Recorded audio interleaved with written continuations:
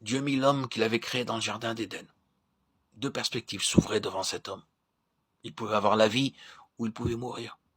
S'il mangeait du fruit de l'arbre de la connaissance du bien et du mal, il mourrait. Et s'il mangeait le fruit de l'arbre de vie, il aurait la vie. L'homme que Dieu avait créé était vraiment bon. Mais cependant, la question de la vie ou de la mort demeurait posée.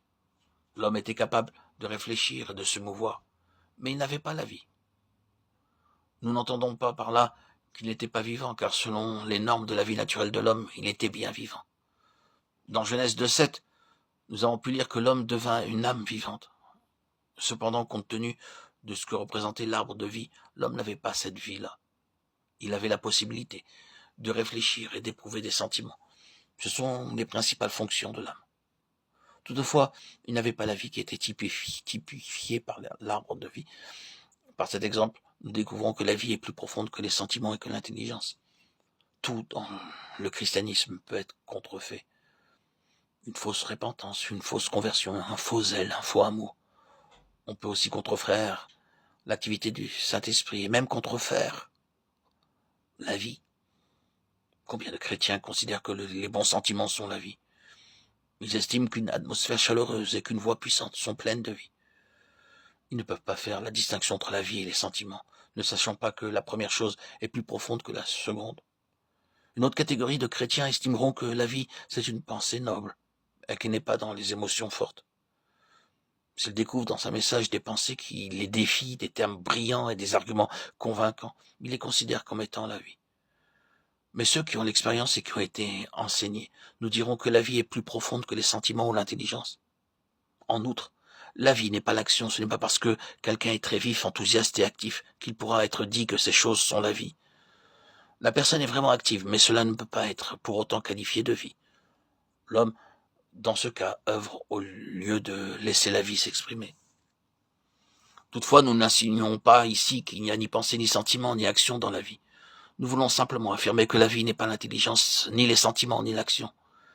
Vous pouvez entendre la même bonne parole, cependant dans une personne vous sentez la vie, tandis que l'autre n'exprime que des pensées.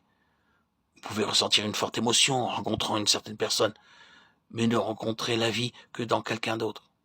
Beaucoup de frères prennent pour la vie certaines de leurs sensations, mais ceux qui ont appris savent bien qu'il n'en est pas ainsi. Beaucoup considèrent que certaines pensées en eux sont la vie, mais les croyants expérimentés pourront dire qu'il n'y a aucune vie en cela. Deux frères peuvent partager le même point de vue et interpréter un passage de la même manière, mais cependant pour des chrétiens expérimentés, il y a toute une différence entre ces deux frères. L'un d'eux n'a seulement que la pensée, tandis que l'autre exprime la vie aussi bien que la pensée. En effet, il est possible de rencontrer la vie avec la pensée. C'est une chose fréquente et vraie.